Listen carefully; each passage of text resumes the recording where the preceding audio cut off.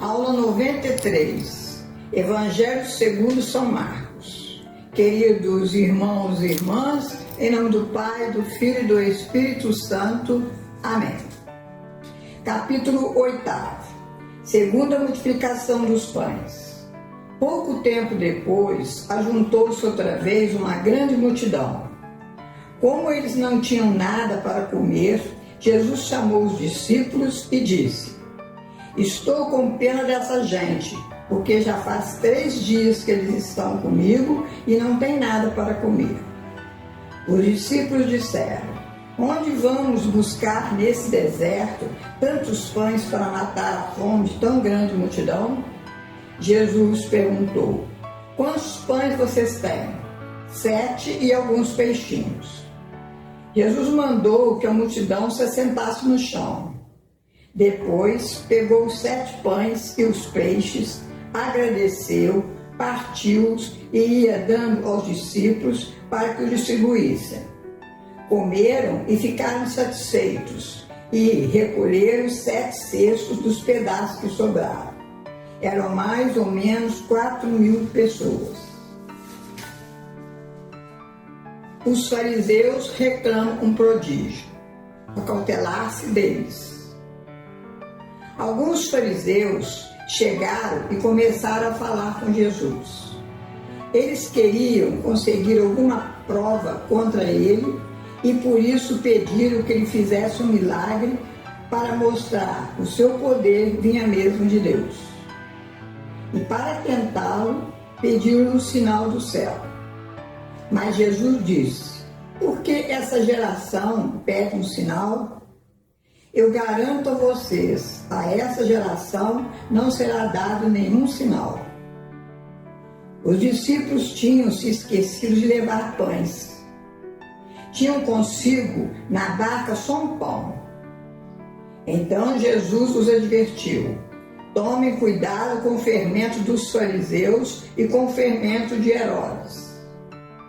Os discípulos pensaram: é porque não trouxemos pães. Diz Jesus: Vocês não compreendem, nem se lembrem dos 5 pães para 5.000 pessoas e de quantos cestos recolheram? Eles responderam: 12. Nem dos 7 pães para 4.000 pessoas e quantos cestos recolheram? Eles responderam: 7. Jesus diz: E vocês ainda não compreendem? Cura de um cego. Algumas pessoas trouxeram um cego e pediram a Jesus que tocasse nele. Então Jesus cuspiu, passou a saliva nos olhos do homem, pôs a mão sobre ele e perguntou: Você está vendo alguma coisa? Vejo pessoas, elas parecem árvores, mas estão andando. Jesus pôs outra vez as mãos sobre os olhos dele e ele ficou curado. Os discípulos acompanhavam Jesus e veem tudo o que ele faz, mas ainda não percebem que Jesus é o Messias. Pedro proclama sua fé em Jesus. Primeira petição da paixão. Quando Jesus chegou à região de Cesareia de Filipe, perguntou a seus discípulos: No dizer do povo, quem sou eu? Eles responderam: Uns dizem que é João Batista, outros Elias, outros um dos profetas. E vocês, que pensam que eu sou? Respondeu Pedro: Tu és o Cristo. Jesus pediu aos discípulos que não contassem a ninguém que ele era o Cristo. E a partir daquele momento, Jesus começou a explicar a seus discípulos que devia ir a Jerusalém e sofrer muito da parte dos anciãos, dos chefes, dos sacerdotes e dos doutores da lei, e devia ser morto, ressuscitar ao 3º dia. Pedro protestava, dizendo: Deus não permitirá isso, Senhor. Isso não te acontecerá. Jesus, voltando-se para Pedro, o repreendeu: Não se oponha à minha missão. Seus pensamentos não estão de acordo com os planos de Deus, mas com o sentimento dos homens.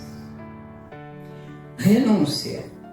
Jesus disse aos discípulos: se alguém quer me seguir, renuncie a si mesmo, tome a sua cruz e me siga. Quem quiser salvar a sua vida, vai perdê-la. Quem perde a sua vida por causa de mim, vai encontrá-la.